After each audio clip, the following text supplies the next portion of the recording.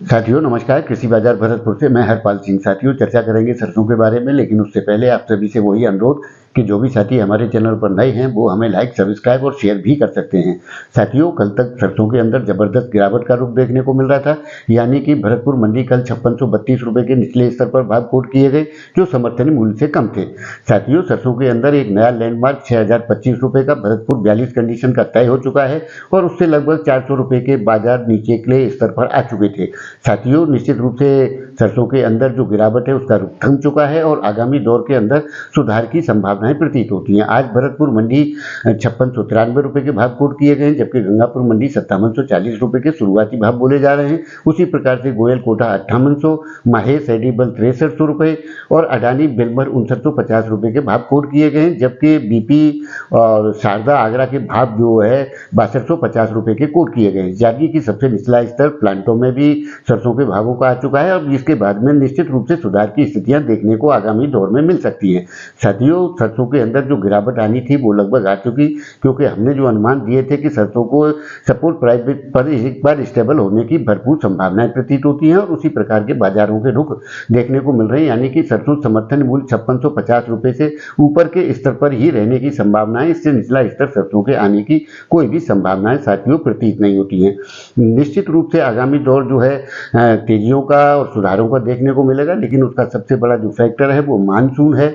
दूसरा फैक्टर सरकार की नीतियां हैं। तीसरा विदेशी मालों की अवेलेबिलिटी, यानी कि विश्व भर में क्या स्थिति रहती है उसके आधार पर बाजारों के रुख तय होंगे।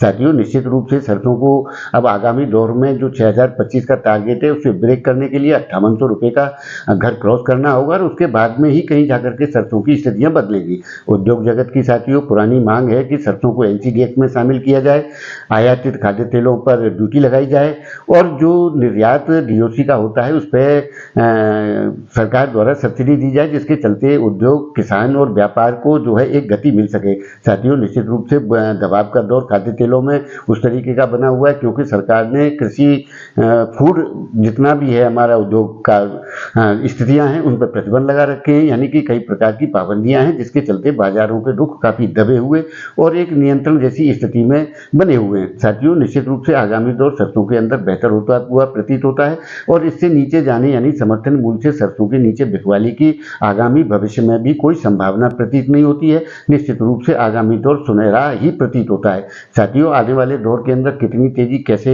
आएगी और कहां तक पहुंचेगी ये तो अभी अनुमान नहीं लगाया जा सकता, क्योंकि नई सरकार का गठन 16 जून को होने जा रहा है। उसके बाद मानसून की 20 तारीख से क्या स्थितियां रहती हैं, ये सारे फैक्टर सरसों की यानी खाद्य तेलों की तेजी मंदी पर असर डालने वाले होंगे। लेकिन निश्चित रूप से भविष्य सुनहरा है, क्योंकि केएलसी की जो भविष्यवाणियां हैं वो 4200 से 4500 रुपए तक के स्तर पर की जाने लगी हैं। ऐसी संभावनाएं विश्व बाजार में देखने को मिल सकती हैं।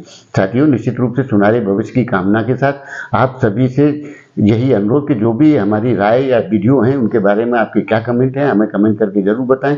तब तक के लिए कृषि बाजार की ओर से आप सभी का बहुत बहुत आभार, धन्यवाद।